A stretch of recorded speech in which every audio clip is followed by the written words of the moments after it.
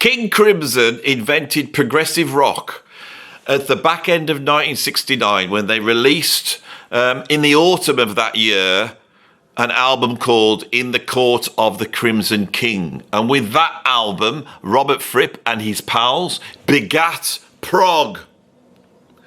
Seems too easy, doesn't it? It's too easy, isn't it? It can't have happened like that. Very few genres have an album which everyone points to. But with prog, we have In the Court of the Crimson King. And people are quite happy for you to say that in 1969, prog was created. Of course, this is not the case. It is not true at all. Prog was created over about 2 years, I would say, between 1967 and 69. And we could see with In the Court of the Crimson King, what we had there was a great album in this newly formed style. Did Fripp and his mates pull all the elements together correctly? I'd like to say yes, but I don't think he did. I never been that enamoured of that album, even though I'm a huge King Crimson fan. I think it's uneven.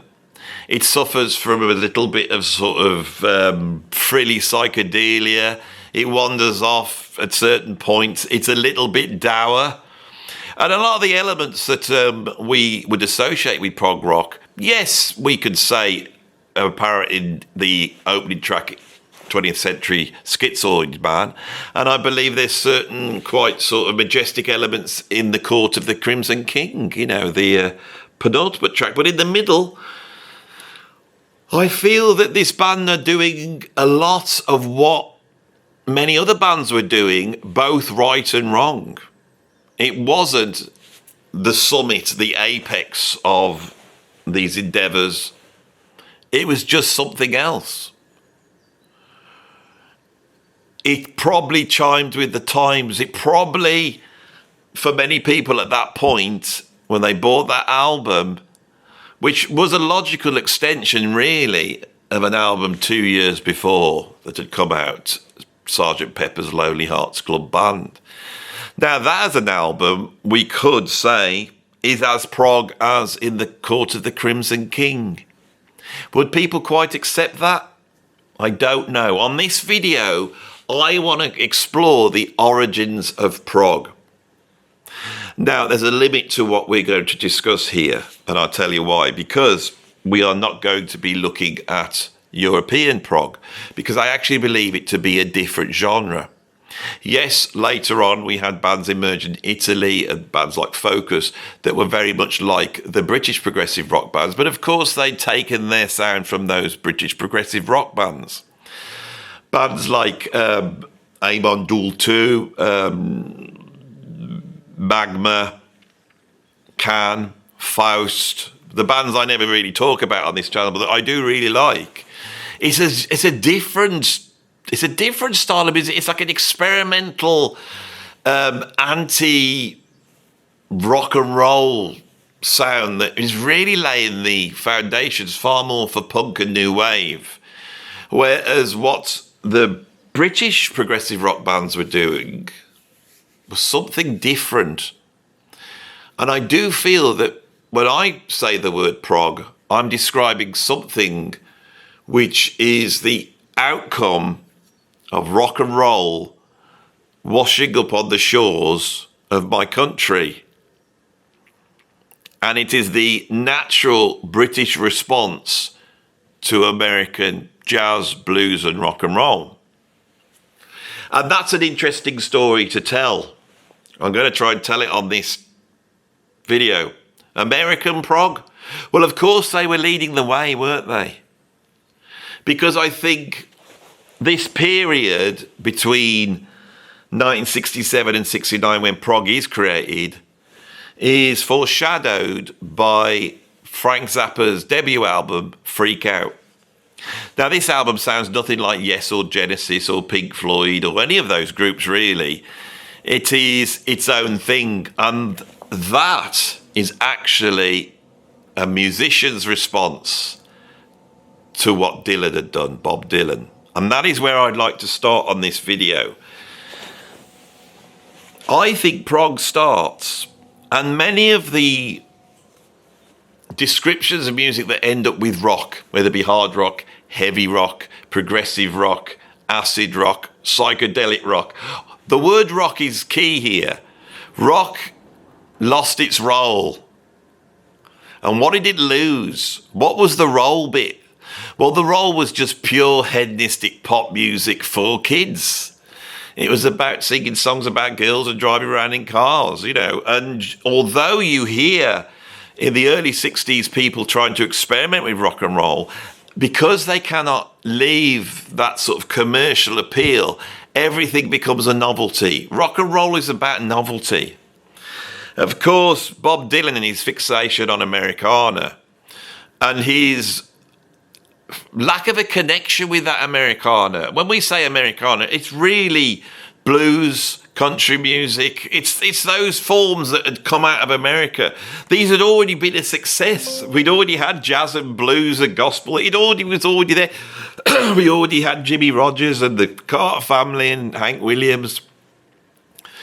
But he fixated on Woody Guthrie, and I think it's because Woody Guthrie, being that sort of liberal, I'd like to say middle class. I'm not saying Woody Guthrie was middle class, but there was an expression within the ongoing acceptance of these music forms, which had come from a low place. They were perceived as coming from a low place. And Dylan was one of those middle class kids that went, look at this. There's something of worth here. There's a poetry here. And he's going to Woody Guthrie. And Woody Guthrie really is the embodiment of Leadbelly and that Americana storytelling that is coming from a place of otherness. And so left-wing ideologies come into play here. And there is a utopian aspect that Dylan plugs into. And his genius is to then change what Woody Guthrie was doing to appeal to this new audience that were now growing up and no longer wanted songs about driving around in cars and chasing girls. And this existed separate to rock and roll and pop music. In America, we had this very middle class coffee house folk scene where, you know, people would show their, you know, sensitivity by listening to the lyrics of this great poet.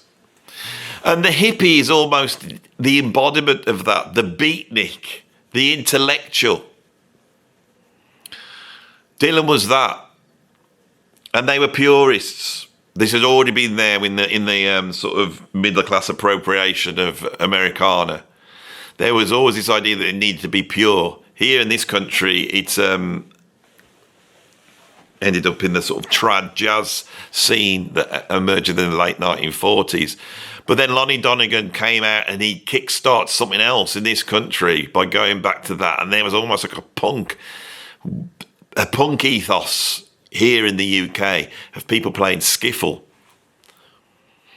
But in America, Dylan was doing something else. Those albums came out, and of people around that time and people I've spoken to who were actually involved in the creation of rock music said that the Dylan albums were carried around like a badge of honor.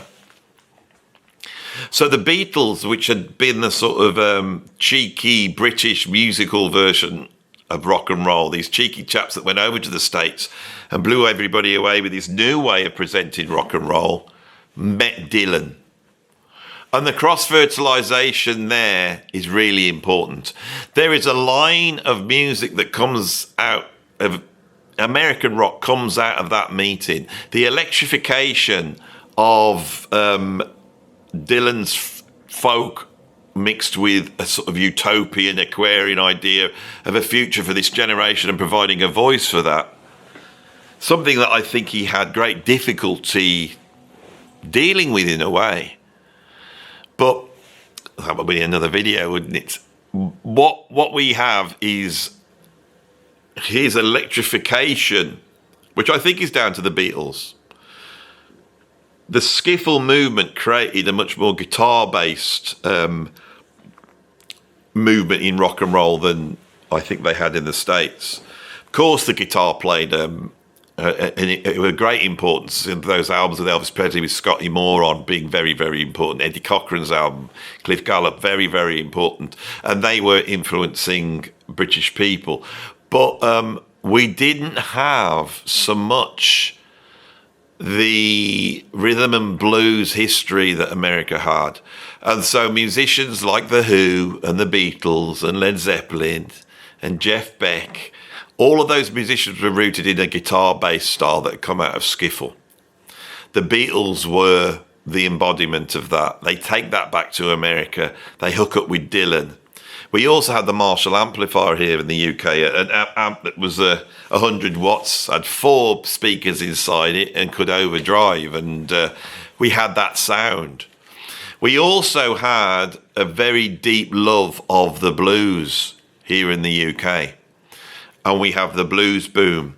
The expression of American music in the UK throughout the 1960s is us trying to be like black American blues musicians, right? The Rolling Stones are basically a British version of James Brown. And yet when the Stones then followed the Beatles over to America in 1964 and were played alongside James Brown, they realised how different they were. That's an issue. That is an issue. Now, the expression that I have described that exists with Zappa and Freak Out, that expression also existed in bands like Jefferson Airplane, Grateful Dead, and these could be seen as Americana jamming bands in a way. There's a couple of bands here that I think are very important in the development of progressive rock from America. One would be Love, the other would be Spirit. And I know for British musicians, the Spirit album was very influential. That came out in 1968. I think it was called Spirit. It was the debut album. This opens up with Fresh Garbage, you know. There's stuff going on there, time signature stuff, and the way it's organised, and Randy California's guitar playing, which is very proggy. So I am not denying the influence. But my argument here is that the thing that we see as being progressive rock is actually Britain's reaction to becoming enamoured with skiffle, with American folk music, Dylan, and American blues musicians. And if you're an artist, at a certain point you go, what are we doing? Why am I singing songs about levees? Why am I singing songs about Route 66? I put on the Rolling Stones' first album the other day, and it is groundbreaking in 64 to sound like that. And the reason is because they've gone so deeply towards that American aesthetic. And there they are singing Route 66. And I'm thinking, Mick Jagger doesn't even know what Route 66 is. We're so divorced from it. Now, what comes out in America, those bands that I were mentioning, and there's also bands like The Seeds.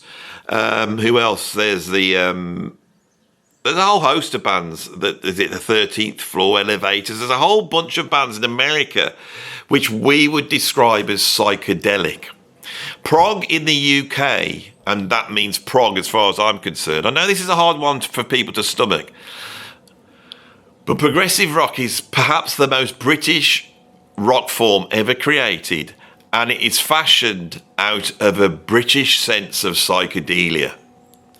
The Beatles are involved in moving from sort of teeny bopper rock and roll, as I described at the beginning of this video, towards something that we would describe as psychedelic.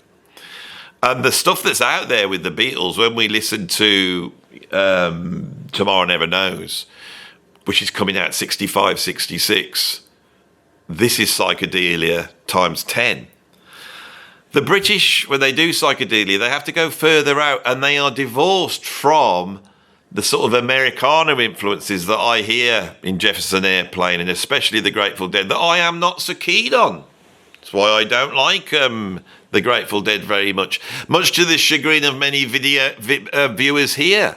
Why does Andy like Grateful Dead? He played Soft Machine. They sound like Grateful Dead. Yes, they do. Because Soft Machine are a British psychedelic band, and in being a British psychedelic band, they lay the groundworks for progressive rock. Right, so we're 15 minutes in. That was a long introduction. I have got here in front of me a whole bunch of albums that I think were very important in my country for forging progressive rock. Some of these albums I know pretty well.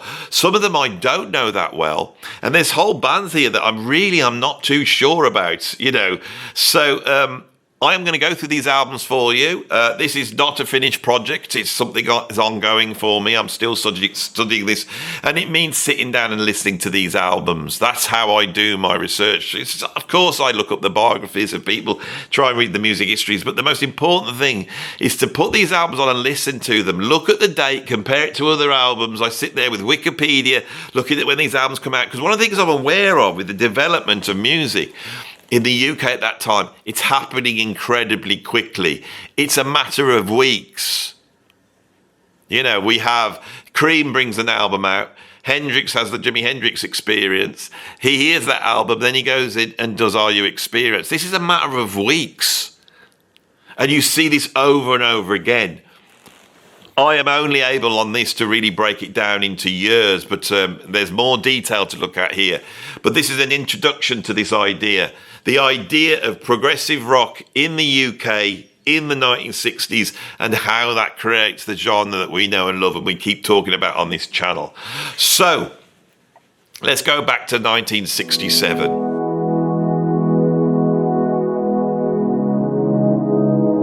Whilst the Beatles are in Abbey Road making Sgt. Pepper, which I think is interesting in that it's a concept album. It utilises the studio in a certain way. It has lots of different genres. It integrates classical music with music hall, with rock and roll. There's a few technical things in there, but the Beatles never had that sort of virtuosity to do that. But everything else is in place.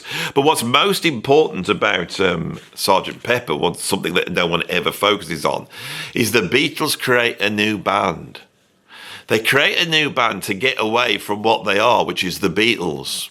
And this band that they create looks to the past. It looks to an earlier time. It almost looks back right to the beginning of all the forms of music. It's a marching band. It's a sort of amalgamation of American marching bands, the early bands that we would have had in New Orleans, and British musical and British brass bands, I suppose. Sgt. Pepper, it alludes to the war. He's obviously, it's got to do with the military, but it's for the lonely hearts. It's for the loners. This is really important. The Beatles have reinvented themselves, and they are going to create music that is new, that represents the loner, a theme that had been very apparent in their music. It's outside of music. It's exactly the same time this is being made in Abbey Road. Pink Floyd are fashioning their album. And if I had to point to a point where progressive rock is created, it's really on The Piper at the Gates of Dawn. And it's really in the genius of Syd Barrett, who is heralding that band. He's so in control of Pink Floyd at this point that it's his vision. And his vision is that same vision that's embodied in Sgt. Pepper's Lonely Hearts Club Band. It's the English tradition shot through a sort of psychedelic experience. But with this album, unlike the Beatles, it's so much more. It's bookended with Astronomy Domine, or whatever it's called at the start, and then we've got Interstellar Overdrive at the end. And both of these are psychedelic, but it's more psychedelic. They've gone further out into psychedelia. And there is a British organisation in there, which I feel is the very first seedlings of prog. Is there much amalgamation with the sort of British classical traditions, literary traditions, well, definitely in the literary traditions, there's an aspect which the Beatles had as well, which is coming out of Alice in Wonderland, Lewis Carroll. It's also coming out of absurdicism. It's coming out of the Goons. There's a whole thing that's going on with these bands. And when we look at the other albums that came out in 1967, it's really interesting. The Moody Blues, which were a Birmingham band, and yes, I am going to make the argument that progressive rock could well have been birthed in Birmingham, at least in part, which of course is just up the road from me. And we know all the great things came out of Birmingham, you know. When I've had these arguments with certain black thinkers about how, when they have argued for this FBA, this idea that all great creative things came out of black people, well, I don't accept it, because it's Birmingham where they all came out of. And the Moody Blues, who had come out of this scene of trying to emulate certain soul and Motown and rhythm and blues groups in the early part of the 1960s, suddenly have this idea of creating something with an orchestra. It's offered to them.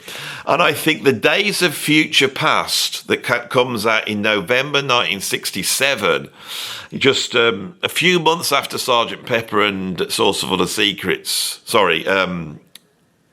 Pipe at the Gates of Dawn. The amalgamation of this sort of James Joyce idea of a day in the life with the orchestra and the organisation that comes out of that, and also I think Nights in White Satin becoming the centrepiece of this. The name Nights in White Satin, the idea of going back to that sort of Arthurian period of British history, it has the elements of prog. It's not all there. But when we start to put Piper at the Gates of Dawn and Days of Future Past together, we start to get something which, if you were to put those two things together, the darkness and turmoil of the psychedelic Pink Floyd and the electronics and the weirdness with the organisation and the sort of the going back to sort of an Arthurian fantasy idea of music. If you put those two things together, we almost have what the album In the Court of the Crimson King does. But there's a couple of other albums, isn't there? Procol Harum play a huge part in the development of progressive rock because they also have this sort of orchestral sounding album. Their debut album comes out in 1967 with the tune A Whiter Shade of Pale. Again, I believe A Whiter Shade of Pale. Now, these two songs here, Nights in White Satin and A Whiter Shade of Pale, these are hit records. So these are in the charts. They occupy what the industry demanded then, which was hit records, but they are within an album. And the thing is, with these two tracks, you don't really understand them unless you go back to the albums. I didn't realise this with Days of Future Past, is you do not understand how that theme fits within this, what is basically them attempting to create a classical piece of music. And I think the most important thing is the vision of what these musicians want to do. The Moody Blues no longer want to just churn out, rhythm and blues, soul-y tunes, now have hit records. They want to create something which is equal to classical music. So many bands want this, and they want to work with orchestras is that thing, that need. There is one other album in 1967 which is very interesting if you go and check it out. I've only listened to it once, and it's a band that I am not that well up on, even though the members all come from around here, and that would be the band Traffic. Traffic bought an album out in 1967 called Mr. Fantasy, and although it is in that sort of post-soul rhythm and blues genre, it pushes wider, and there's a lot of style shifts. Some of my friends who grew up with members of Traffic, I went to them, and they, I think there was definitely an influx of classical virtuosity came into that band as well. So those four albums, I think, are very, very important in 1967. 67, if you were to put all those albums together and take certain things from them, you could fashion progressive rock. Does anybody fashion this in 1968? Well, there's a lot more albums to look at coming out in 68 that would be of interest. Procol Harum follow up their debut album with the album Shine On Brightly, taking these ideas and pushing them further forward, you know. And all these albums differ to what has gone before in that we would put them under the banner of psychedelia. 68 sees the release of an album called The Soft Machine by a band called Soft Machine. Now, Soft Machine is still a force, musical force now, and I had them in this very studio. When was it? A few days back. Quite incredible. And we had conversations going right back to this early period. And we spoke about David Allen. David Allen is, of course, the architect of the band Gong. I've done a separate video on David Allen. But David Allen, as John Etheridge said, was a bit older than everybody else. And he brought to rock and roll a couple of things. One was an interest in people like William Burroughs and a sort of literary beatnik approach to rock and roll, but also a sense of whimsy that had really coming out of the Goons. John Etheridge from Soft Machine said that if the overarching influence on David Allen was his love of the Goons. Of course, the Goons had been produced by George Martin, and George Martin came directly from those albums to produce the Beatles. And so there was an idea in the recording studios in the way they could be utilised. Prog is born as much out of sort of older professor-type guys walking around in white coats with rows of pens, experimenting in the studio and creating new sounds. We also had the BBC with their radiophonic workshop. In the UK at the time, there's a certain respectable eccentricity, as I hold my hand here. That is the signifier of that. And it was apparent in this early rock and roll. The first Soft Machine album does contain some pretty out there music and some sort of highly improvised psychedelic music, but also a lot of whimsical pop songs. It's very interesting what's going on there.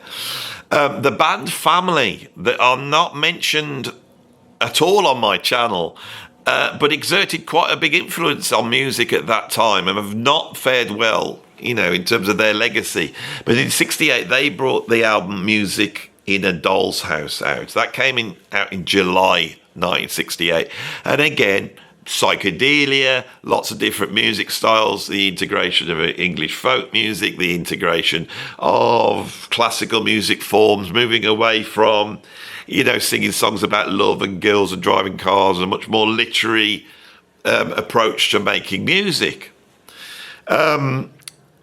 The Moody Blues don't let up. They bring out In Search of the Lost Chord. And so this is getting even more deeper into a sort of classical and psychedelic mix going on. If we were to take this sort of virtuoso classical approach and mix those two together with the psychedelia, I think that is where the origins of prog are going to come out of. And you need to drop in a dose of virtuosity. And we get, in 68, the release of The Thoughts of Emily's Davjak, which is the debut album by The Nice. Or Nice. I'm never too sure whether they are The Nice or Nice. I prefer The Nice. Their debut album is very similar to the other albums we're talking about, but there's more of a virtuosity there, especially when they do Rondo by Dave Brubeck, their version of America, which I would say we're there. And it's somewhere between, for me, if you want to know where I think prog is done and dusted, it's somewhere between The Nice's first album in 68 and their second album that comes out in 1968, which is called Ars Longa Vita Brevis. This has it all. Sidelong tracks, epics, all sorts of things are coming out of that band at this time.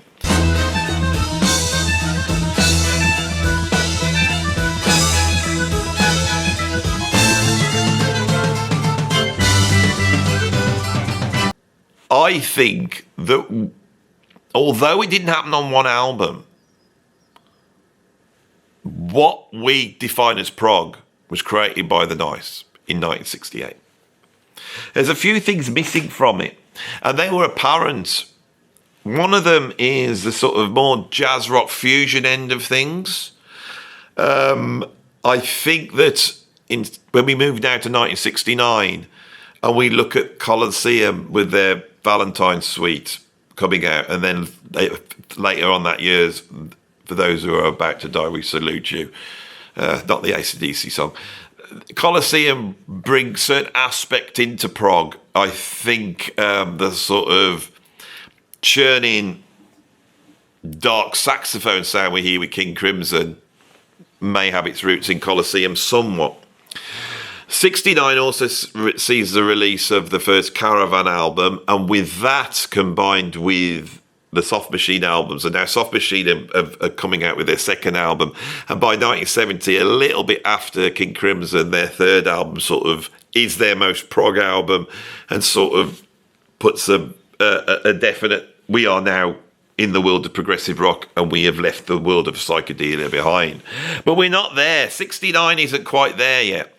So yeah, the Caravan's debut album, again, whimsical psychedelia. It isn't In the Land of Grey and Pink. It is not that. If they sounded like that in 69, I would be pointing to that album. It's not that. An album which really does, for me, nail the idea of progressive rock. Another standout album is Stand. As a kid, I owned this album. It was my favourite Jethro Tull album. To me, it was full-on prog. I think because of Barry, the Bark piece, and the way that works, along with everything else that's on that album, the odd time signatures, the complexity, the virtuosity, I think that Stand Up is really flying the flag of full-on prog before King Crimson. I think Jethro Tull do need to get some credit for this. Them losing Mick Abrams and them moving from being another British blues band in the style of a Led Zeppelin or a Free or whatever it is, and the bringing in of Martin Barr seems to shift that band into something else. Now, it could have been that Martin Barr was quite young and virtuoso enough to do what Ian Anderson told him, and Ian Anderson had his brain in a whole bunch of different music styles that he wants to bring together. Ian Anderson's a troublesome character, isn't he, in this whole history, because he is another architect. He's like a Fripp. He's like a John Anderson. He has a vision. And I think that may have been taken away from him. Now, of course, his vision wasn't exactly the same as Yes and Genesis. And so by 1972, when he does Thick as a Brick, it's almost a lampoon. But it's a lampoon of a style which he has helped create. The Moody Blues in 69 bring out To Our Children's Children and go even more deeper into sort of their sort of orchestral rock sound, which I think is really providing the idea of symphonic rock. And symphonic rock, i.e. bands like Yes, primarily, I think that's where our idea of progressive rock comes from.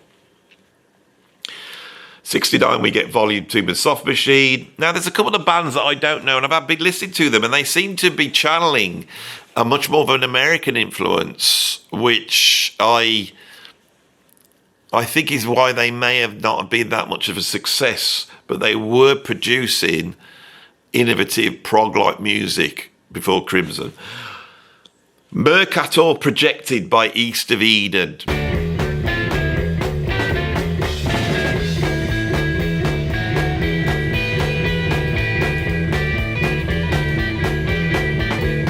Very obscure. Go and check it out and tell me whether you think that's prog. And the band Arzacle. Is it Arzacle or Arzachel? Arzachel. Don't know.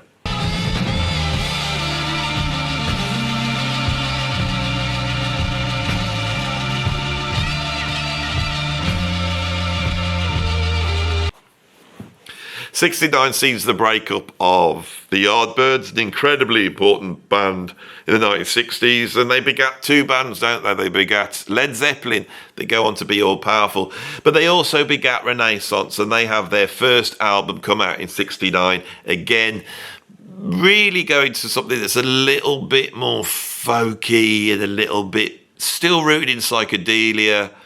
An important album. Procol Harum bring out Salty Dog, and before In the Court of the Crimson King, we get the release of the album Nice. Now, this was one album I'd never heard. I'd heard the other two. I went and checked out Nice, that album that's called just Nice, right? I wasn't really aware of this album. That is a full-on prog album. It's more prog than King Crimson is.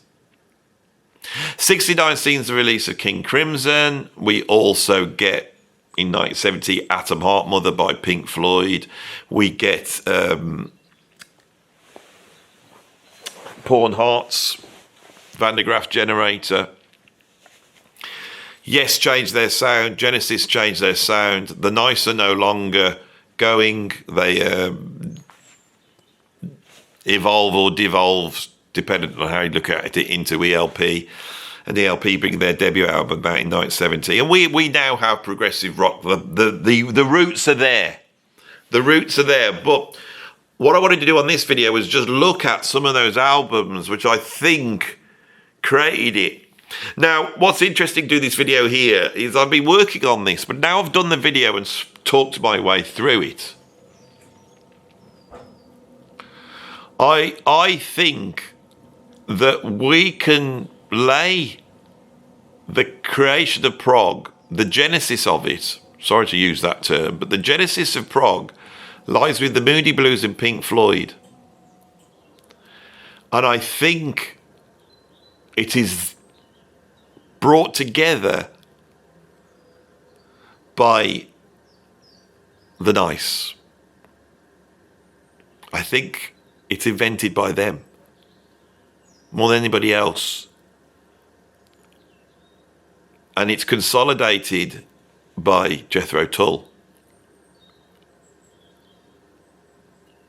And we have this underlying Canterbury sound, Soft Machine and Caravan. They are the great players, but if I was going to just put it somewhere, where does it start? It starts with the Nice, and it starts between the albums The Thoughts of Emily Stavjak, Ars Long Vita Brevis, and Nice.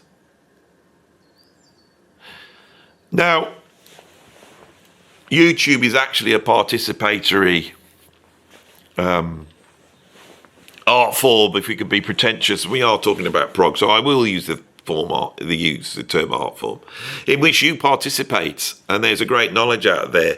And I know some of these bands I will have huge fans of, and they will be pleased that I have mentioned them, but they also be aware that my knowledge of them is quite limited. You need to all chip in now, and let's get, from what I presented here, the list of those tracks, perhaps, where you go, list of this, list of that. And I would like to follow this up at some point in the future with the 10 tracks that made prog, because it's much more about the tracks than it is about the albums. Thank you for watching this video. If you like this video, please put a like on it. If you want to see more videos like this, subscribe. If you want to become a patron or a member here, that will support me. And you can also support me by putting some money into my PayPal tip jar, of which I will be very grateful. I've just bought some new gear, actually, with that money. And we come to the end of the video. This video will be called 10 albums that created prog, because that will bring the viewers in. But I have been kind in doing much more than 10 albums, haven't I? And so if you got to the end of this video thinking, well, that wasn't right. Yeah, there was 10 albums there. There was even more than 10 albums. But that was a ruse to bring you here. Was I right to do that? Was it morally right? Well, when I sat down to do this video, I was going to pick 10 albums out of here. And I got to be honest, now I've done the video, I probably could. Now I've organised it in my head a little bit more, but I wanted to mention them all. And that's the bottom line. And so I have. Oh.